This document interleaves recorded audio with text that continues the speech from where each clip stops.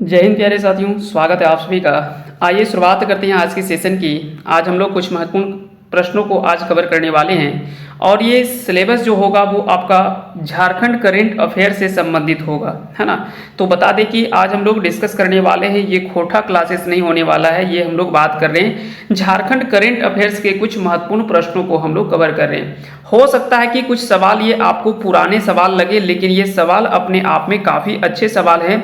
हो सकता है कि सवाल एक दो सवाल आपसे कट पेस्ट करके एग्जामिनेशन में पूछ लिया जाए। तो चलिए शुरुआत करते हैं आज की सेशन की। आते हैं पहले सवाल पे। आज का पहला सवाल है कि 5 जनवरी 2019 ईस्वी को पीएम नरेंद्र मोदी ने झारखंड में किस सिंचाई परियोजना का उद्घाटन किया था। तो बता दें कि 5 जनवरी 2019 ये डेट आपको जरूर ध्यान रखनी है, नहीं तो कम से कम आपको 2019 तो जरूर कम से कम याद होनी चाहिए। बता दें कि 2019 में एक परियोजना की शुरुआत होती है या उद्घाटन होती है जिसका नाम रहता है मंडल डैम परियोजना। तो इसका आंसर हो जाएगा ऑप्शन डी, मंडल डैम परियोजना, जो कि उत्तरी कोयल नदी की कह सकते हैं कि उत्तरी कोयल नदी पर ये स्थित है, जो कि सोन नदी की सहायक एक नदी है, जो कि लातेहार जिले में है। यह भी सवाल आपसे पूछा जा सकता है, यह कहाँ पे है, तो लातेहार जिले में यह स्थित है, अवस्थित है। और साथ ही साथ कुछ और कंसेप्ट यहाँ से पूछे जाएं मंडल डैम परियोजना से, तो बता दें कि इस परियोजना की शुरुआत दरअसल वास्तविक रूप में 1972 ईस्वी में इसकी शुरुआत हुई थी। तो 1972 में इसका शुरुआत हुआ था, लेकिन 1990 के बीच में जाकर के फिर से ये रुक गया, फिर से शुरुआत हुआ, फिर बंद हो गया। इस प्रकार से ये कह सकते कि योजना काफ़ी पुरानी योजना थी। ये शुरुआत हो रहा था, बंद हो रहा था, रुक रहा था। कई इसके कारण भी माने जाते हैं, क्योंकि ऐसा माना जाता है कि करीब में ही बेतला नेशनल पार्क या तो पलामू टाइगर रिजर्व होने की वजह से इस सिंचाई परियोजना को लेकर के कई बार विवादित भी रहा और रोका भी गया इसके काम को, ताकि यह बोला गया था कि अगर यह डैम जो वो बन जाता है तो आगे चल करके भविष्य में इस नेशनल पार्क को जो वो काफ़ी ज़्यादा नुकसान हो सकता है। तो इसी वजह से यहाँ पे कई सारे विवाद थे, लेकिन इन सारे विवादों को देखते हुए हुआ क्या था कि पहले इसमें लंबाई इसकी बहुत ज़्यादा होना था। पहले इसकी लंबाई जो वो 819 मीटर था, लेकिन बाद में इसकी लंबाई जो वो घटा करके 341 मीटर कर दिया गया और इसका जो वो निर्माण किया गया। इससे फायदा अगर बात करें तो झारखंड के पलामू, गढ़वा और चतरा, और जबकि बिहार के कुछ जिलों में कह सकते कि इससे फायदा जो वो होने वाला है, जिसमें कुल माना जाता है कि 19,604 हेक्टेयर, लगभग 19,000 है ना, 19,604 हेक्टेयर के लगभग में, है ना, लगभग इतना हेक्टेयर का कह सकते हैं कि इसमें से सिंचित क्षेत्र होगा इससे। और करीब में हम बोले कि करीब में 2 अभयारण्य इसमें से है, बेतला नेशनल पार्क या तो फिर पलामू टाइगर रिजर्व। ये कह सकते हैं कि इसी सिंचाई परियोजना के अगल बगल में, मतलब कह सकते हैं कि करीब में ये स्थित जो वो अभयारण्य है। तो इसका आंसर हो जाएगा ऑप्शन डी। अगले सवाल पे आते हैं हम लोग। अगला सवाल है कि 12 जनवरी 2020 ईस्वी को स्वामी विवेकानंद जी की देश की सबसे ऊंची प्रतिमा का अनावरण कहाँ किया गया है। तो बता दें कि 12 जनवरी 2020, अब यहाँ पे एक डेट आपको दिख रहा होगा 12 जनवरी। क्या होता है ये 12 जनवरी को? आपको पता है कि 12 जनवरी को राष्ट्रीय युवा दिवस के रूप में मनाया जाता है ना। तो इसी राष्ट्रीय युवा दिवस के शुभ अवसर पर 12 जनवरी 2020 ईस्वी को स्वामी विवेकानंद जी की देश की सबसे ऊंची प्रतिमा का अनावरण किया जाता है। और ये कहाँ पे किया जाता है? तो रांची झील के किनारे बड़ा तालाब है, जिसको स्वामी विवेकानंद सरोवर के नाम से जाना गया है। तो बता दें कि यह रांची में अवस्थित है। इसकी ऊंचाई की अगर बात किया जाए तो 33 फीट इसकी जो वो कुल ऊंचाई है, जबकि वजन की बात करें तो लगभग 10 टन यानी 9.8 टन इसकी जो वो लगभग वजन है। और इसके मूर्तिकार जो है वो मूर्तिकार आपको पता होगा, जो स्टैच्यू ऑफ यूनिटी के मूर्तिकार थे रामवी सुतार, है ना, रामवी सुतार। इन्हीं के द्वारा जो वो इसका भी कह सकते कि डिजाइन तैयार किया गया है इस मूर्ति का। और अनावरण जो किया गया था वो रघुवर दास के द्वारा, क्योंकि स्वाभाविक बात है कि 2020 की हम लोग बात कर रहे हैं ना, 2020 की बात कर रहे हैं। और ये कब के समय की बात है? तो 12 जनवरी 2020 की बात है। ये अनावरण रघुवर दास के द्वारा विवेकानंद जी के जन्म के शुभ अवसर पर यह जो वो अनावरण किया गया था रांची जिले में। चलिए अगले सवाल पे आते हैं। अगला सवाल है कि 24 जनवरी 2019 से मुख्यमंत्री कन्यादान योजना और मुख्यमंत्री लाडली योजना को बंद कर किस योजना की शुरुआत की गई है? तो बता दें कि 24 जनवरी 2019 ईस्वी को मुख्यमंत्री कन्यादान योजना और मुख्यमंत्री लाडली योजना को बंद करके एक योजना की शुरुआत की गई, जिस योजना का नाम क्या रहता है? इस योजना का नाम रहता है मुख्यमंत्री सुकन्या योजना। मुख्यमंत्री सुकन्या योजना जो वो इस योजना का नाम रहता है। अब सवाल उठता है कि आखिर में 24 जनवरी को ही क्यों? तो बता दें कि इस दिन राष्ट्रीय बालिका दिवस के रूप में मनाया जाता है 24 जनवरी को, है ना। तो इसी दिन जो वो शुरुआत होती है, कहाँ से शुरुआत होती है? तो चाईबासा से इसकी शुरुआत होती है। चाईबासा से इसकी शुरुआत जो वो होती है और माना जाता है कि लगभग 26 लाख परिवारों को इससे फायदा होने वाला है। 18 वर्ष तक के लड़कियों को लगभग बोला गया था कि 40,000 जो वो अलग अलग किस्तों में लड़कियों को जो वो दिया जाएगा। ठीक है, जैसे कि इसमें जन्म के समय में था, पहली कक्षा, 6वीं 6ठी क्लास में है, फिर 9वीं क्लास में, 11वीं 12वीं और 18 वर्ष पूरे होने पर इस प्रकार से कह सकते हैं कि 40,000 जो वो 6 अलग अलग किस्तों में देना था। तो इस प्रकार से ये सारी चीजें आपको ध्यान रखनी। अगला सवाल है कि इनमें से किन्हें 2019 में पद्मश्री पुरस्कार नहीं मिला है? अब यहाँ पे देखिए ध्यान से, पद्मश्री पुरस्कार से एक सवाल आपको हर परीक्षा में सवाल जो वो पूछे जाते हैं, तो कहीं ना कहीं एक सवाल आपको यहाँ से देखने को मिल जाएगा।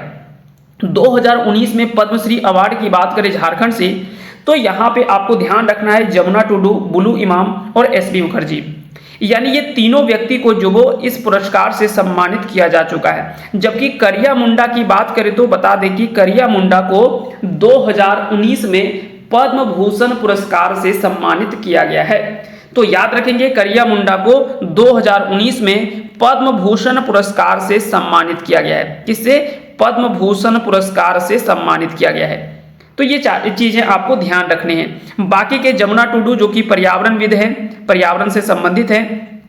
साथ ही साथ में अगर बात करें बुलू इमाम की, तो ये एक सांस्कृतिक विद माने जाते हैं। एसपी मुखर्जी एक समाज सेवा के रूप में जाने जाते हैं, करिया मुंडा भी समाज सेवा के रूप में इनको जो वो इन क्षेत्रों में इनको जो वो सम्मानित किया जा चुका है। चलिए अगले सवाल पे आते हैं। अगला सवाल है कि इनमें से किसे या इनमें से किन्हें 2020 में पद्मश्री पुरस्कार से सम्मानित किया गया है? यानी 2020 में किसे जो वो पद्मश्री पुरस्कार से सम्मानित किया जा चुका है? तो श्यामा प्रसाद मुखर्जी, इसके बारे में हम बोले कि 2019 में ही इनको जो वो पुरस्कार मिला गया था पद्मश्री, तो ये तो गलत हो गया। गुरु शशधर आचार्य जो कि छऊ नृत्य से संबंधित हैं, और मधु मंसूरी हंसमुख, इनको जो वो कला के क्षेत्र में, ये दोनों व्यक्तियों को, है ना, ऑप्शन बी और ऑप्शन सी, ये दोनों व्यक्तियों को 2020 का पद्मश्री पुरस्कार से सम्मानित किया गया है।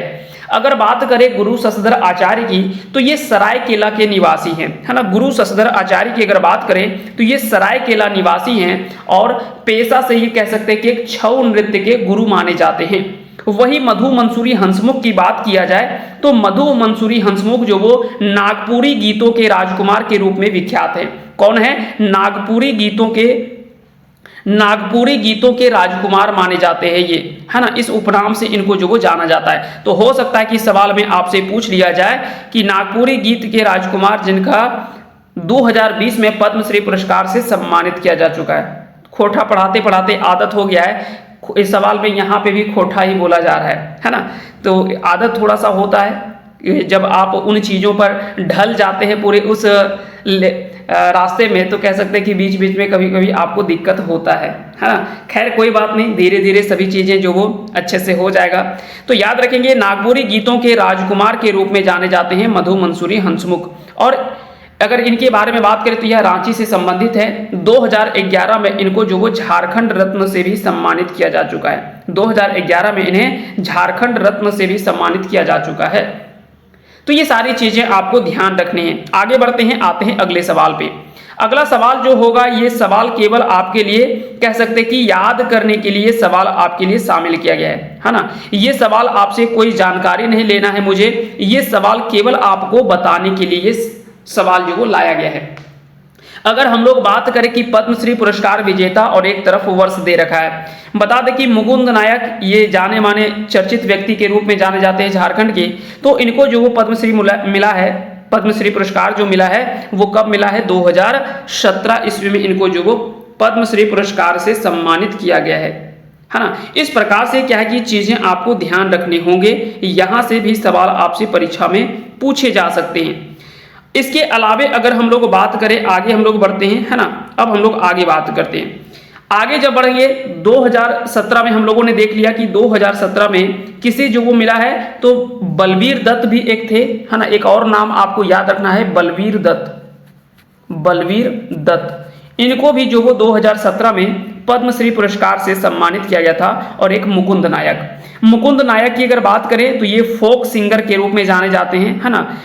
ये फोक सिंगर के रूप में जाने जाते हैं। जबकि बलवीर दत्त की बात करें तो ये एक जर्नलिस्ट के रूप में जाने जाते हैं। वहीं अगर बात करें दिगंबर हांसदा की, दिगंबर हांसदा की 2018 में इनको जो वो मिला है पद्मश्री पुरस्कार से सम्मानित किया जा चुका है। तो ये भी आपको ध्यान रखने। बात करें 2019 में, जब हम लोग 2019 की बात करते तो यहाँ पे भी कुछ लोगों को पद्मश्री पुरस्कार से सम्मानित किया गया है। जैसे कि एक हम नाम बोले थे जमुना टुडू, क्या बोले थे, जमुना टुडू, बुलू इमाम, एसबी मुखर्जी, ये सभी लोगों को जो वो 2019 का पद्मश्री पुरस्कार से सम्मानित किया जा चुका है। तो हो सकता है कि यहाँ पे श्यामा प्रसाद मुखर्जी की जगह पे और भी आपको नाम देखने को मिल सकता है, जमुना टुडू और बुलू इमाम। ये नाम भी आपको ध्यान रखने हैं। बुलू इमाम और जमुना टुडू और श्यामा प्रसाद मुखर्जी, ये तीनों लोगों को 2019 का जो वो पद्मश्री पुरस्कार से सम्मानित किया जा चुका है। वही बात करेंगे 2020 ईस्वी में, तो 2020 में हम अभी बोले कि दो व्यक्तियों को, एक गुरु शशधर आचार्य और एक मधु मंसूरी हंसमुख, है ना। मधु मंसूरी हंसमुख जो कि एक फोक सिंगर के रूप में जाने जाती हैं, है ना। मधु मंसूरी हंसमुख जो कि इनको जो वो राजकुमारी नागपुरी गीतों के राजकुमार, है ना, नागपुरी गीतों के राजकुमार के रूप में जाना जाता है। जबकि शशधर आचार्य की बात करें तो ये सरायकेला से संबंधित है और वहां पे छऊ जो वो बड़ा ही फेमस है, छऊ नृत्य के ये गुरु के रूप में जाने जाते हैं। तो इनको जो वो 2020 का पद्मश्री पुरस्कार से सम्मानित किया जा चुका है। अब बात करते हैं छुटनी महतो की।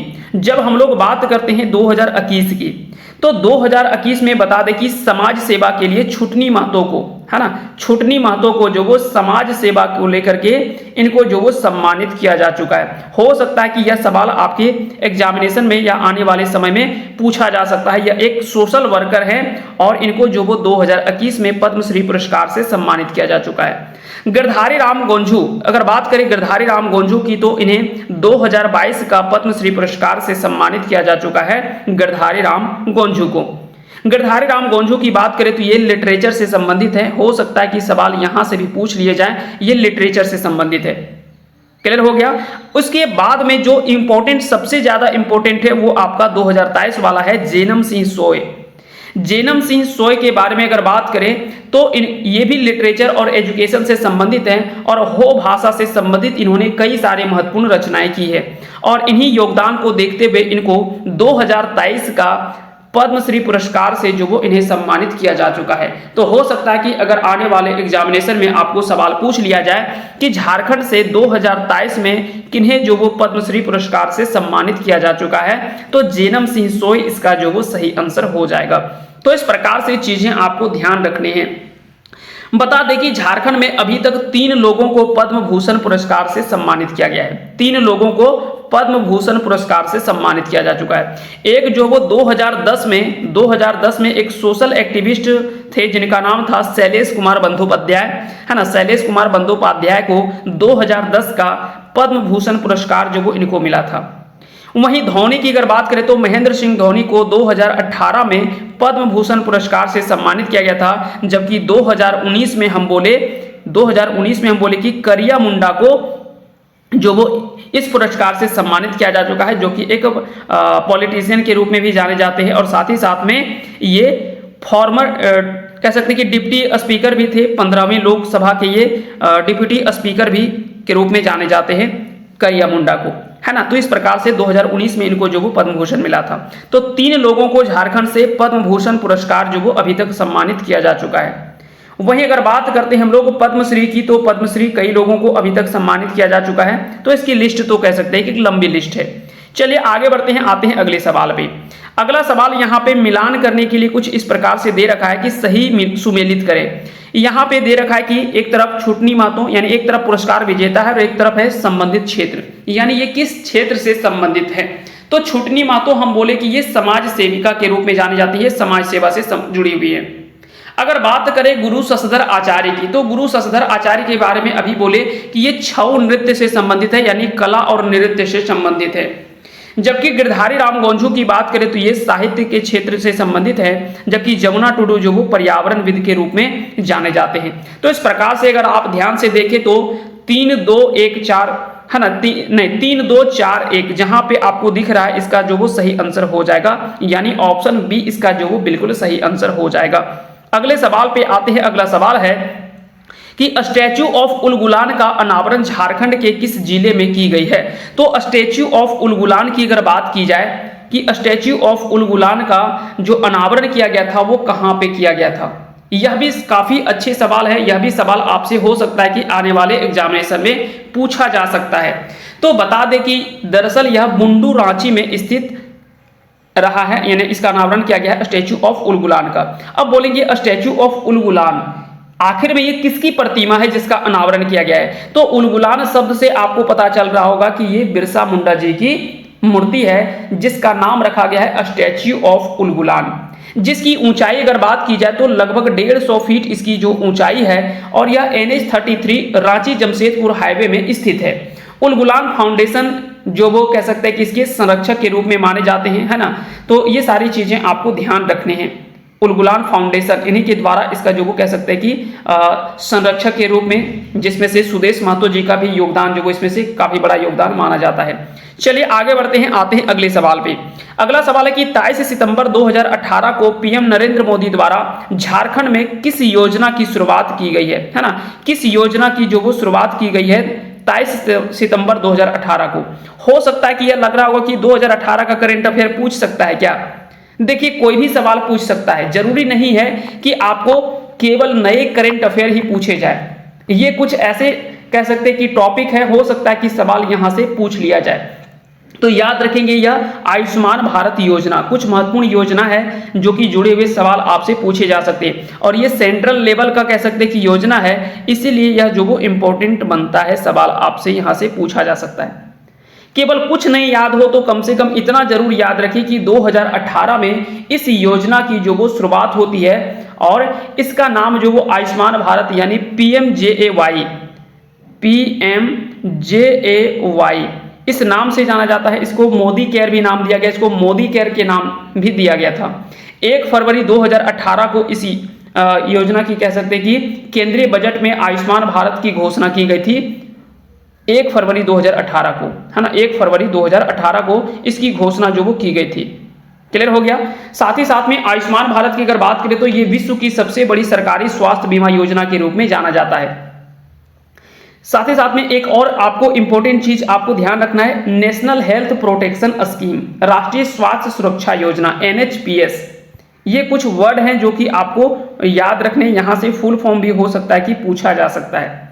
झारखंड में इसकी शुरुआत जो हुई थी वो 23 सितंबर 2018 को हुआ था, है ना। झारखंड में इसकी शुरुआत हम एक बार फिर से आपको बता देते हैं, 1 फरवरी 2018 को सेंट्रल लेवल पर इसकी घोषणा की जाती है, जबकि झारखंड में इसकी शुरुआत जो होता है वो होता है 23 सितंबर 2018 ईस्वी को रांची से इसकी जो वो शुरुआत होती है ना।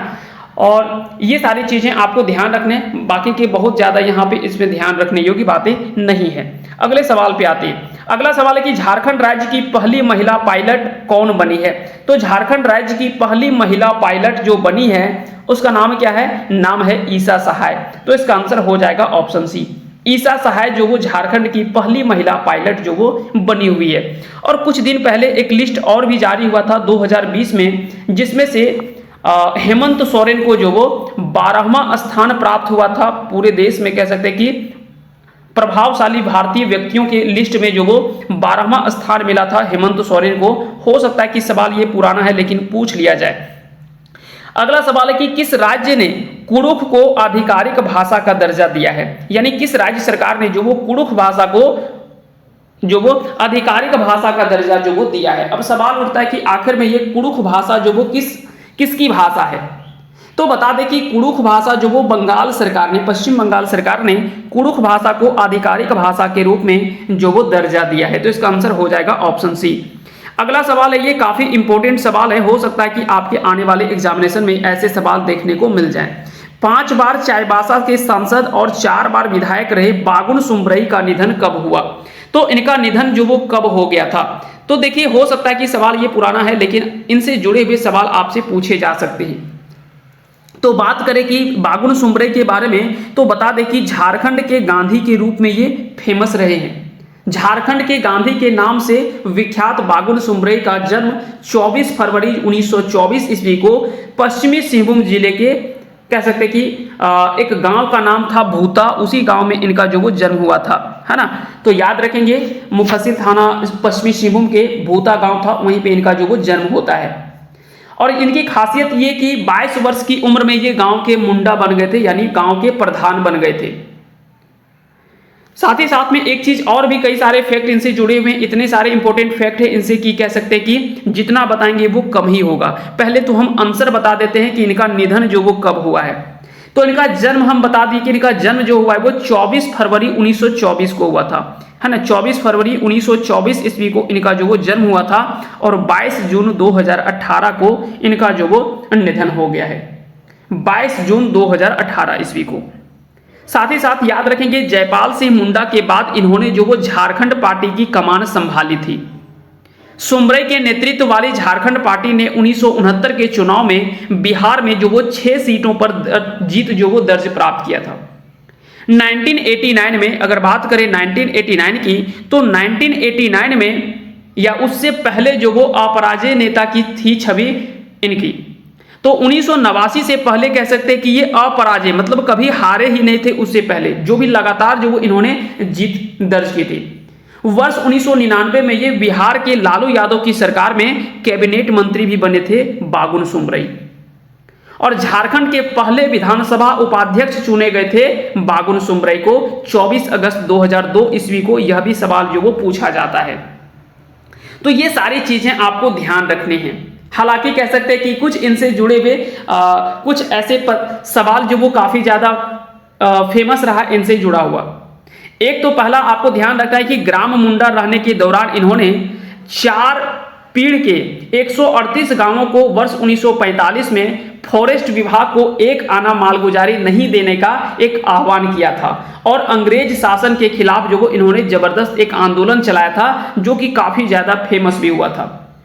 चाईबासा विधानसभा से ये कह सकते हैं कि 4 बार विधायक रह चुके हैं। 1967, 1969, 1972 और 2000 में ये 4 बार जो वो विधायक रह चुके हैं। वहीं सिंहभूम लोकसभा क्षेत्र से संसद की बात करें तो 1977, 80, 84, 89 और 2004 देखा जाए तो लगातार 77, 80, 84 और 89 ये 4 बार तो लगातार कह सकते हैं कि संसद रहे, और 5वीं बार फिर ये गैप रहा था 1989 से लेकर के 2004 तक, फिर ये 2004 में पुनः चुने गए थे। साथ ही साथ आपको ध्यान रखना कि बागुन सुम्बरई ने एक पार्टी का स्थापना किया था 1967 में, ऑल इंडिया झारखंड पार्टी, है ना, 1967 ईस्वी में बागुन सुम्बरई। और साथ ही साथ में एक चीज और आपको ध्यान रखना कि बहुपत्नियों के लिए भी ये काफी ज्यादा फेमस थे। ऐसा माना जाता है कि 28 महिलाओं ने इनको जो वो अपना पति बताया था। ये काफी कह सकते हैं कि अपने आप में एक इंटरेस्टेड कह सकते हैं कि टॉपिक रहा है कि 28 महिलाओं ने बागुन सुम्बरई को अपना पति जो वो माना था।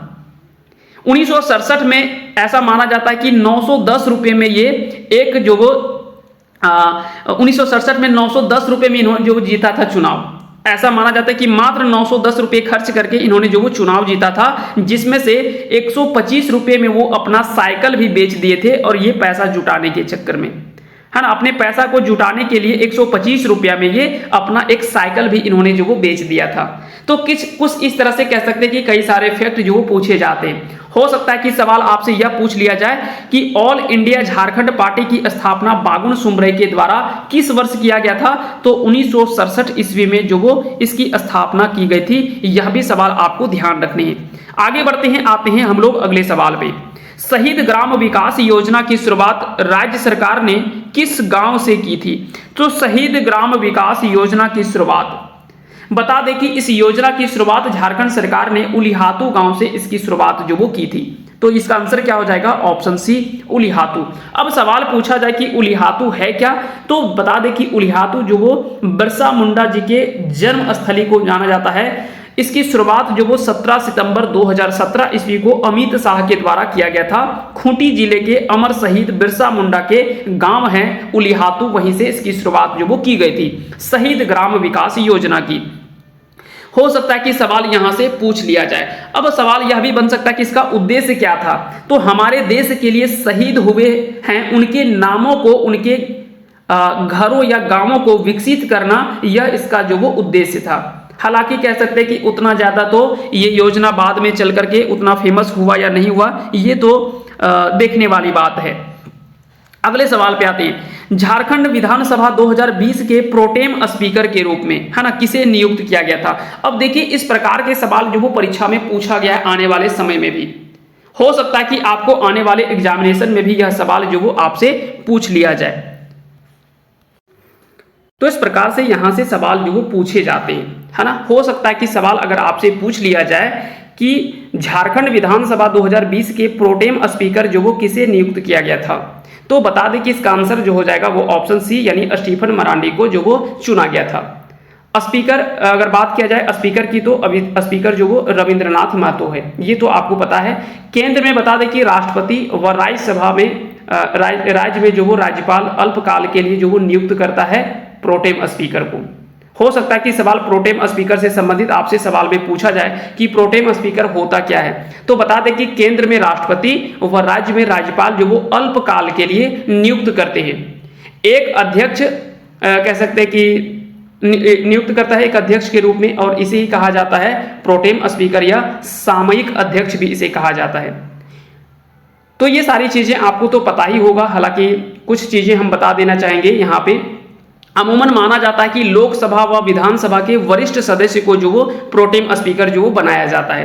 राष्ट्रपति व राज्यपाल जो वो इनको जो वो पद और गोपनीयता की शपथ दिलाते हैं प्रोटेम स्पीकर को। हो सकता है कि सवाल पूछ लिया जाए कि प्रोटेम स्पीकर को पद एवं गोपनीयता की शपथ कौन दिलाते हैं, तो केंद्र में अगर बात करें तो राष्ट्रपति, और राज्य में अगर बात करें तो राज्यपाल। नई लोकसभा या विधानसभा की पहली जो बैठक होते हैं, है ना, पहला जो बैठक होता है, पहली बैठक का ये पीठासीन अधिकारी भी होते हैं प्रोटेम स्पीकर। नए सदस्यों को शपथ दिलाना इनका जो वो मुख्य कार्य होता है या मुख्य उद्देश्य होता है। आवश्यकता पड़ने पर प्रोटेम स्पीकर जो वो सदन में शक्ति परीक्षण आदि भी करा सकता है, हालांकि ऐसा होता नहीं है, जनरली ये देखा गया है। और साथ ही साथ में आपको एक चीज और ध्यान रखना है यहाँ से जुड़े हुए कि लोकसभा के पहले जो प्रोटेम स्पीकर थे वो थे जीवी मावलंकर। जीवी मावलंकर, ये नाम आपको याद होगा, हो सकता है ना। जीवी मावलंकर जो वो क्या थे, लोकसभा के पहले प्रोटेम स्पीकर थे। ठीक है, तो ये सारी चीजें आपको ध्यान रखेंगे, हो सकता है कि ये सारी चीजें आपको पता होंगे पहले से। चलिए आगे बढ़ते हैं, आते हैं अगले सवाल पे। झारखंड के पहले महिला अभियंत्रण कॉलेज की शुरुआत कहाँ हुई है, यानी झारखंड की पहली फर्स्ट वुमेन्स इंजीनियरिंग कॉलेज की शुरुआत जो वो कहाँ से हुई है, तो इसकी शुरुआत जो वो गोला रामगढ़ से इसकी शुरुआत जो वो हुई है। कब इसकी शुरुआत हुई है, तो हो सकता है कि सवाल आपसे पूछ लिया जाए। तो इसकी शुरुआत जो वो गोला रामगढ़ से इसकी शुरुआत हुई है, और झारखंड की पहली महिला इंजीनियरिंग कॉलेज की शुरुआत गोला रामगढ़ जिले में हुई। रामगढ़ जिले की स्थापना आपको पता है कि 12 सितंबर 2007 ईस्वी को रामगढ़ जिले की स्थापना जो वो हुई थी, 12 सितंबर 2007 ईस्वी को। और यहाँ पे एक फेमस मंदिर है रजरप्पा, जो कि मां छिन्नमस्तिका मंदिर के नाम से विख्यात है। आगे बढ़ते हैं, आते हैं अगले सवाल पे। पद्मश्री डॉक्टर रामदयाल मुंडा की जीवनी पर आधारित फिल्म का नाम क्या है, तो इनके जीवनी पर एक फिल्म बनी थी जिसका नाम था जे नाची से बाची। तो इस फिल्म का नाम क्या था, इस फिल्म का नाम था जे नाची से बाची। इसका आंसर हो जाएगा ऑप्शन ए, इसका राइट आंसर हो जाएगा। अगले सवाल पे हम लोग आ जाते हैं, अगले सवाल हम लोग देखते हैं, है ना। यहाँ से सवाल हो सकता है कि आपको कुछ ऐसे सवाल हैं जो कि अच्छे हैं, जो कि आपको आने वाले समय में पूछा जा सकता है। ठीक है, तो यहाँ पे क्या था कि इस फिल्म के बारे में हम क्यों बता रहे हैं, तो रामदयाल मुंडा जी के बारे में थोड़ी देर पहले हम बताए, पद्मश्री अवार्ड से भी इनको सम्मानित किया जा चुका है। इनके जीवन पर फिल्म बना था नाची से बाची। इसको शिमला में जो वो 4थी फिल्म फेस्टिवल में इनको जो वो स्पेशल ज्यूरी डॉक्यूमेंट्री अवार्ड से सम्मानित भी किया गया था। साथ ही साथ में इसके फिल्म के निर्देशक थे बीजू टोपो और मेघनाथ के द्वारा इस फिल्म का जो वो निर्देशक के रूप में जाने जाते हैं। क्लियर हो गया। रामदयाल मुंडा के बारे में अगर हम लोग बात करें, रामदयाल मुंडा जी के बारे में अगर हम लोग बात करें तो 23 अगस्त 1939 ईस्वी को दिवड़ी रांची में इनका जो वो जन्म होता है। पेशा से ये कह सकते हैं कि व्यवसाय इनका कह सकते हैं कि एक शिक्षाकार, एक कलाकार, लेखक और राजनीति से जुड़े हुए ये व्यक्ति माने जाते हैं। विधा की अगर बात करें तो इन्होंने कई सारी रचनाएं, चाहे वो कहानी हो, नाटक हो, निबंध हो, कविता हो, कई सारी रचनाएं इन्होंने किया है। विषय की अगर बात करें तो इन्होंने आदिवासी, हिंदी साहित्य आदि में समय समय पर इन्होंने जो वो अलग अलग रचनाओं भी इन्होंने रचनाएं जो वो की है। एक ज्यादातर पूछा जाता है कि आदि धर्म जो वो ककर से संबंधित है ना। आदि धर्म जो वो किससे संबंधित है, तो यह भी सवाल जो वो काफी बार पूछा गया है। तो बता दें कि आदि धर्म ये जो वो उल्लेखनीय कार्य इनका माना जाता है वो है रामदयाल मुंडा जी के बारे में। हालांकि और भी कई सारे कंसेप्ट हैं, लेकिन कम से कम इतना आपको जरूर ध्यान रखने हैं। अगले सवाल पे आते हैं। अगला सवाल यहाँ पे है कि झारखंड के 9वें विधानसभा अध्यक्ष किसे जो वो नियुक्त किया गया है। तो झारखंड के 9वें विधानसभा अध्यक्ष जो वो किसे चुना गया था। तो हो सकता है कि यहां से सवाल आपसे पूछ लिया जाए। तो हालांकि इसका आंसर जो वो हम लोग पहले देख चुके हैं ना। इसका आंसर क्या हो जाना चाहिए, इसका आंसर हो जाएगा ऑप्शन डी, इसका राइट आंसर हो जाएगा, है ना। इसका आंसर क्या हो जाएगा, आंसर हो जाएगा ऑप्शन डी, इसका बिल्कुल सही आंसर हो जाएगा, यानी रविंद्रनाथ महतो इसका जो वो सही आंसर हो जाएगा। बता दें कि रविंद्रनाथ महतो जी से संबंधित अगर कुछ कंसेप्ट आपसे पूछा जाए तो जामताड़ा नाला विधानसभा से ये विधायक जो वो जेएमएम के रहे हैं, रविंद्रनाथ महतो, जिनको 9वें विधानसभा अध्यक्ष जो वो बनाया गया है। इससे पहले वो 2 बार अध्यक्ष जो वो 2005 और 2014 में वो बन चुके हैं, है ना। 2005 में और 2014 में ये जो वो विधानसभा अध्यक्ष जो वो बन चुके हैं। अगर बात किया जाए कि विधानसभा अध्यक्ष और उपाध्यक्ष के बारे में किस आर्टिकल में चर्चा किया जाता है, तो आर्टिकल 178 में जो वो विधानसभा अध्यक्ष और उपाध्यक्ष की चर्चा जो वो की गई है। वहीं 179 की अगर हम लोग बात करें, आर्टिकल 179 की, तो यहाँ पे अध्यक्ष और उपाध्यक्ष का पद जो वो रिक्त होना, पद त्याग करना तथा पद से हटाया जाना आदि विषयों से संबंधित चर्चा जो वो इस आर्टिकल में किया गया है। वहीं अगर हम लोग बात करें 180 की, तो यहाँ पे अध्यक्ष के रूप में कार्य करने की उपाध्यक्ष तथा अन्य व्यक्तियों की शक्ति का बात यहाँ पे किया गया है। जबकि अगर बात किया जाए 199 की, तो बता दें कि आर्टिकल 199 में धन विधेयक की परिभाषा जो वो राज्य के आधार पर यहाँ पे इसकी चर्चा जो वो की गई है। चलिए आगे बढ़ते हैं, आते हैं अगले सवाल पे। अगला सवाल है कि हाल ही में 150 मेगावाट का तैरता हुआ सोलर प्लांट कहाँ स्थापित किया गया है। हालांकि देखिए ये योजना कह सकते हैं कि कहीं ना कहीं पूर्ण रूप से जो वो सक्सेसफुल तो नहीं हुआ, लेकिन फिर भी आपको सवाल के रूप में पढ़ना है तो आप पढ़ लीजिए इन चीज़ों को। बाकी का ज़्यादातर योजनाएं तो कह सकते हैं कि धरातल पर उतरता कहाँ है, ज़्यादातर योजनाएं तो फेल कर जाती है सरकार के। कागजों पर वो तो बहुत बड़ा अच्छा लगता है देखने में, लेकिन जमीनी स्तर पर वो उतना अच्छा होता नहीं है। अगर बात किया जाए कि 150 मेगावाट का तैरता हुआ सोलर प्लांट का कहां पर स्थापित किया गया है, तो इसका जो आंसर हो जाएगा वो ऑप्शन डी हो जाएगा, गेतल सूद डैम रांची में इसका स्थापना जो वो किया गया था। दरअसल सेकी यानी solar energy corporation of India द्वारा विशेषज्ञों की एक टीम को बुलाया गया था और रांची के 2 बड़े डैम में एक 150 मेगावाट मतलब 2 बड़े डैम में 150 मेगावाट के फ्लोटिंग सोलर पावर प्लांट लगाने के लिए झारखंड बिजली वितरण निगम लिमिटेड यानी JBVNL रांची और Solar Energy Corporation of India SECI के बीच में MOU जो वो 20 फरवरी 2019 को हुआ था, जहां पर बता दें कि 2 डैम की चर्चा की जाती है। एक तो गेतल सूद डैम और एक था धुरवा डैम। ये दोनों जगह पे कह सकते हैं कि एक में 100 मेगावाट जो कि गेतल सूद में 100 मेगावाट और धुरवा में जो वो 50 मेगावाट, यानी टोटल जो वो 150 मेगावाट का कह सकते हैं कि तैरता हुआ सोलर प्लांट स्थापित करने की बात जो वो की गई थी। यह गेतल सूद जो डैम है वो स्वर्णरेखा नदी के किनारे स्थित है। दोनों प्लांट से उत्पादित जो बिजली होगा वो माना गया था कि यहाँ से सस्ते दरों पर जो वो बिजली जो वो हम पहुंचाएंगे।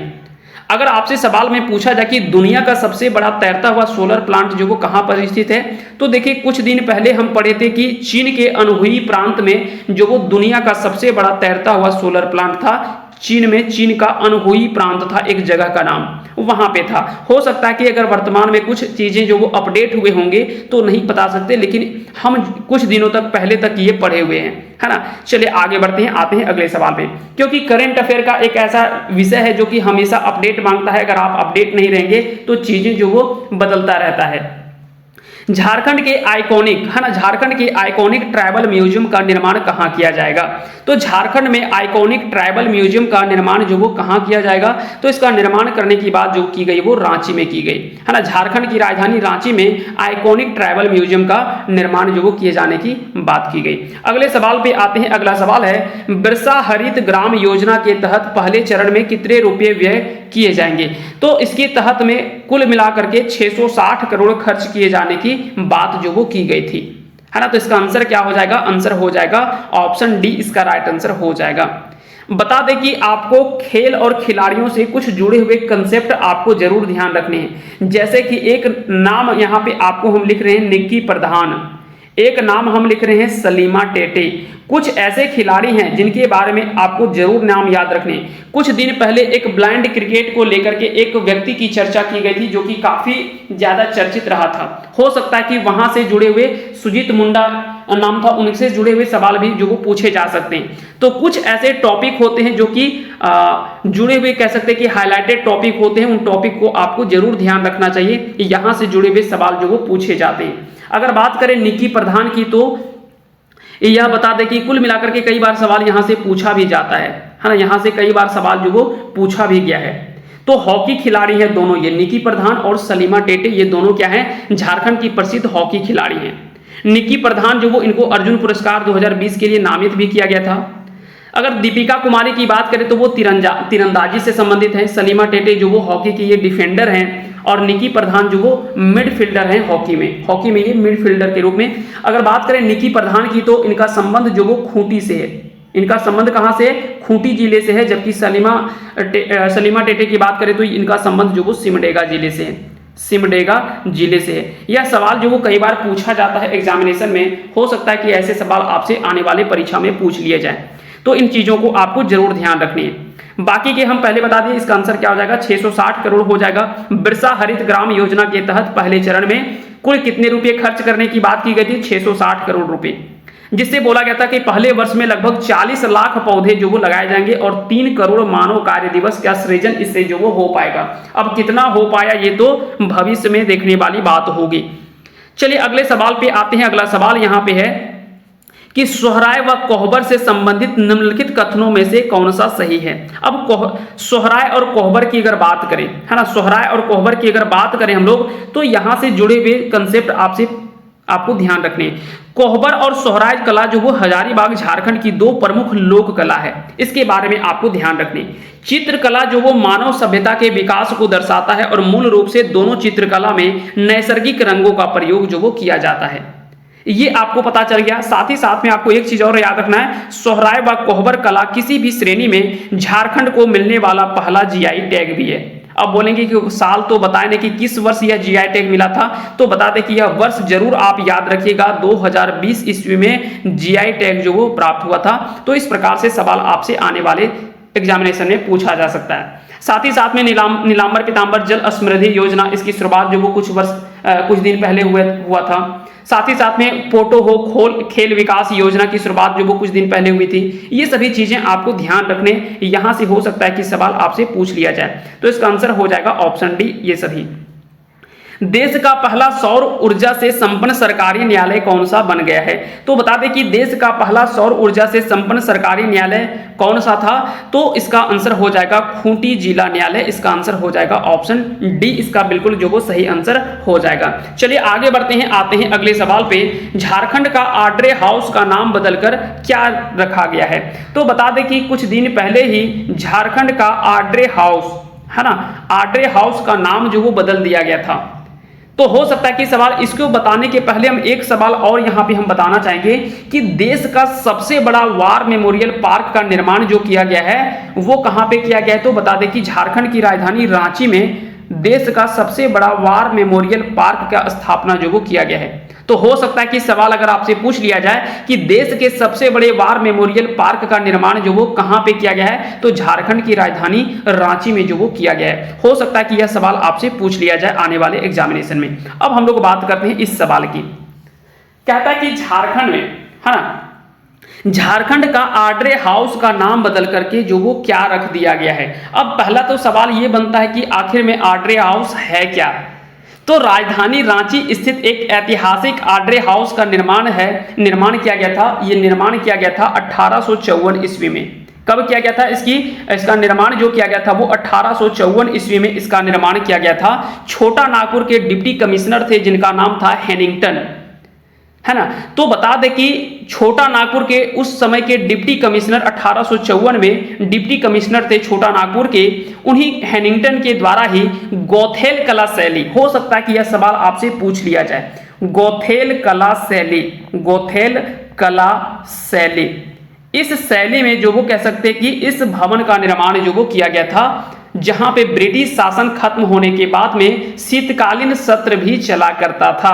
तो हो सकता है कि सवाल आपसे पूछ लिया जाए। यहां पे बता दें कि लॉ कमीशन, जैक कमीशन और कई कार्यालय भी यहां पे मौजूद थी।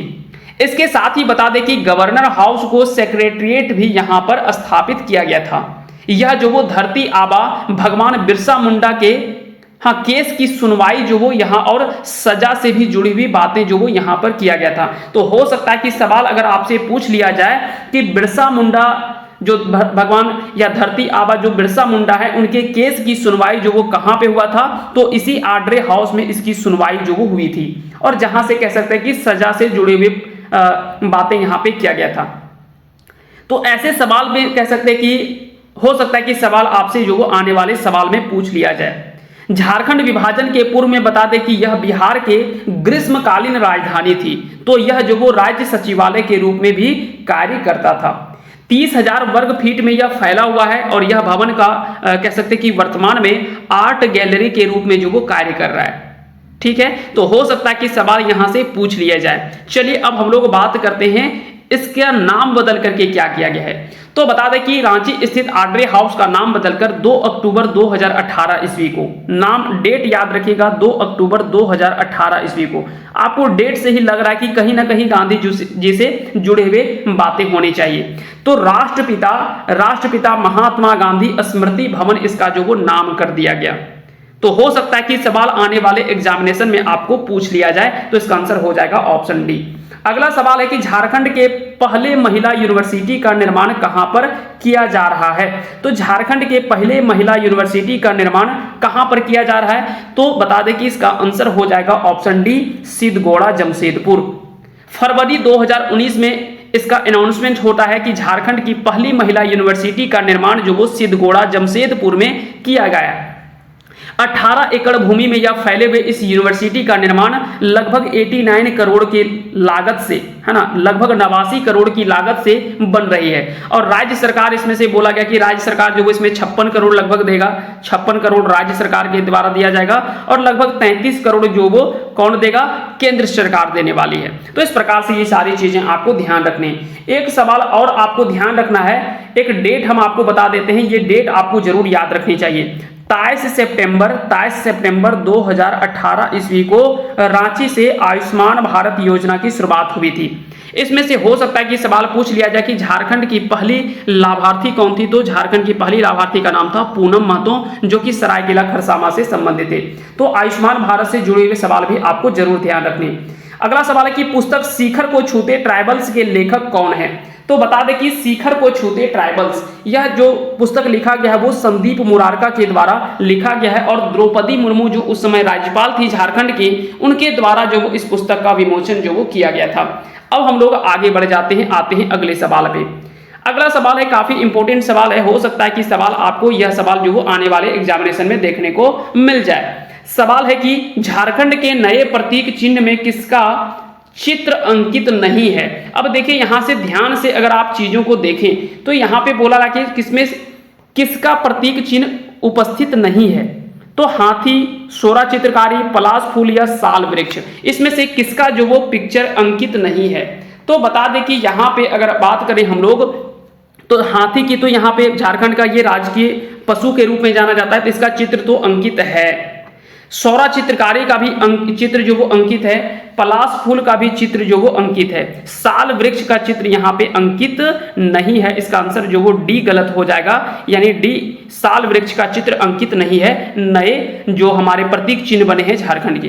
15 अगस्त, ये डेट जरूर आप याद रखिएगा, ये डेट आपसे हो सकता है कि सवाल में पूछ लिया जाएगा।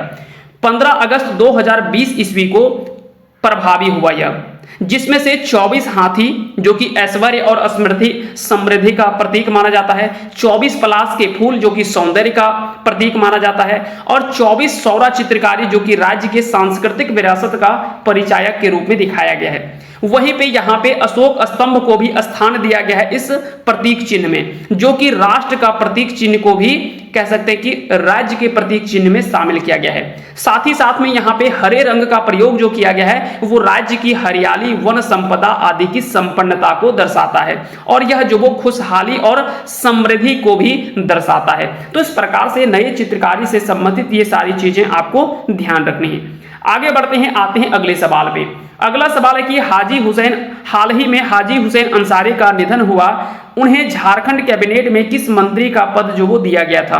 तो बता दें कि इसका आंसर हो जाएगा ऑप्शन डी, अल्पसंख्यक कल्याण विभाग एवं निबंधन विभाग। इसका जो वो राइट आंसर हो जाएगा ऑप्शन डी, इसका सही आंसर हो जाएगा। इसके अलावे आपको एक चीज और आपको ध्यान रखनी है ना, कुछ चीजें आपको और ध्यान रखनी है इनसे जुड़े हुए। तो बता दें कि 3 अक्टूबर 2020 ईस्वी को जो वो इनका निधन होता है। पिपरा मधुपुर देवघर से संबंधित ये थे, है ना, और वहीं से ये प्रतिनिधित्व भी करते थे चुनाव में। तो हो सकता है कि सवाल पूछ लिया जाए कि इनका निधन जो हुआ था वो इनका संबंध जो वो किस क्षेत्र से है, तो मधुपुर देवघर से इनका जो वो संबंध था। क्लियर हो गया। साथ ही साथ में आपको ध्यान रखना है कि 2010 में अर्जुन मुंडा के सरकार में ये एक मंत्री के रूप में भी थे। क्लियर हो गया। चलिए आगे बढ़ते हैं, अब हम लोग बात करते हैं अगले सवाल पे। अगला सवाल है कि झारखंड विधानसभा चुनाव 2019-20 में कुल कितनी महिलाओं ने जीत हासिल की थी? हालांकि ये पुराना सवाल है, उतना अपडेटेड सवाल नहीं है, हो सकता है कि यह सवाल आपसे पूछा जाए, नहीं भी पूछा जा सकता है। तो खैर इनमें बहुत ज्यादा आपको दिमाग नहीं लगाना है। इसका आंसर जो है वो ऑप्शन ए इसका सही आंसर हो जाएगा, यानी कुल 10। कांग्रेस से 4 महिलाओं ने जीत दर्ज की थी, 3 जो वो बीजेपी से और जेएमएम से 3। इस प्रकार से 4 3 7 और 3 10 यहाँ पे कुल जो वो जीत करके आई थी, जिसमें से 6 जो वो पहली बार जीत करके आई थी। सबसे अधिक मत प्राप्त करने वाले आलमगीर आलम थे, और सबसे कम मतों से जो जीते थे वो सोनाराम किस्कू थे, जो कि जगन्नाथपुर से जीते हुए थे। सबसे कम उम्र में जीत करके आने वाली विधायक जो नाम आता है वो अंबा प्रसाद का आता है, जो कि हजारीबाग के बड़का गांव से ये कांग्रेस पद के उम्मीदवार के रूप में जीत करके आई हुई थी।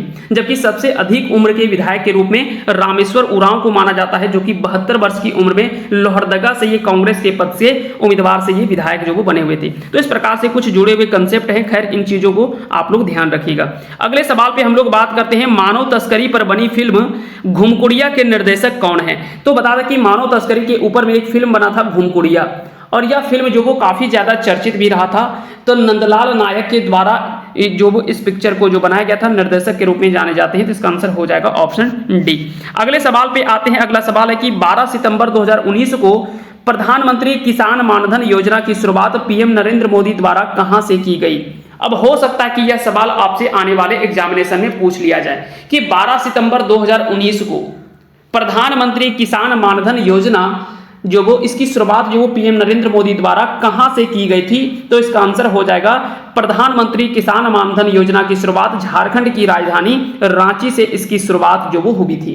तो इसका आंसर हो जाएगा ऑप्शन सी, इसका सही आंसर हो जाएगा। इस योजना के तहत माना गया था कि 60 वर्ष की उम्र के बाद में किसानों को जो वो मामूली अंशदान पर 3000 रुपये, है ना, 3000 रुपये जो वो मंथली पेंशन के रूप में मिलेगा। अब तक कह सकते हैं कि माना गया था कि लगभग 9 लाख किसानों ने इसका रजिस्ट्रेशन करवाया था। हालांकि ये सब डाटा अब देखने वाली बात होगी कि क्या है क्या नहीं है। खैर इन चीजों पे आपको ध्यान रखने थे।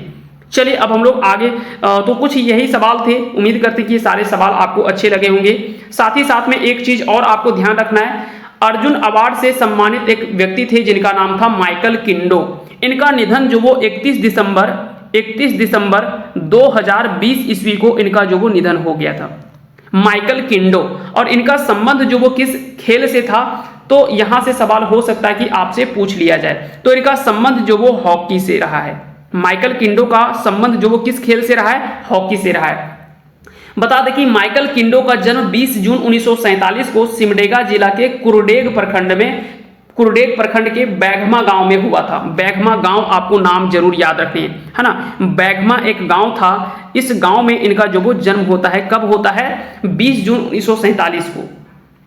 सेना से ये रिटायर होने के बाद में वो कह सकते हैं कि सेल राउरकेला उड़ीसा से ये हॉकी का प्रशिक्षण जो वो देते थे और वहीं पर वो रहते थे।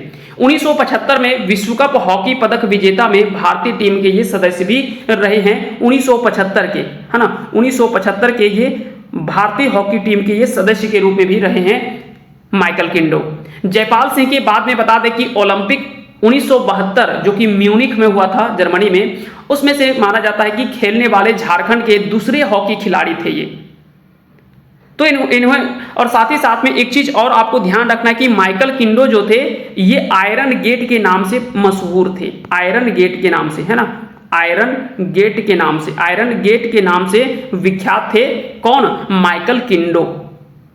1972 में भारत सरकार के द्वारा अर्जुन अवार्ड से सम्मानित किया गया था और इस अवार्ड को पाने वाले ये झारखंड के पहले खिलाड़ी भी माने जाते हैं। तो इस प्रकार से चीजें आपको ध्यान रखना है। सवाल देखिए, सवाल कहां से पूछ लेगा कोई नहीं जानता है, कहीं से भी सवाल आपको पूछा जा सकता है। तो थोड़ा बहुत कुछ चीजें आपको ध्यान रखनी है ना। तो उम्मीद करते हैं कि ये सारी चीजें आपको अच्छे से समझ में आ गया होगा। मिलते हैं अगले सेशन में। और ये आपका 2019 और 2018 से लेकर के, है ना, 2018 से लेकर के 2020 के बीच में जो भी कुछ सवाल हो सकते थे वो सारे सवालों को हम इस सेशन में लेकर के आए हैं। इसके बाद में जो हम बात करेंगे वो 2020 से लेकर के 2022 तक, है ना, 2022 तक जो भी सवाल होंगे उनको हम लेकर के आएंगे।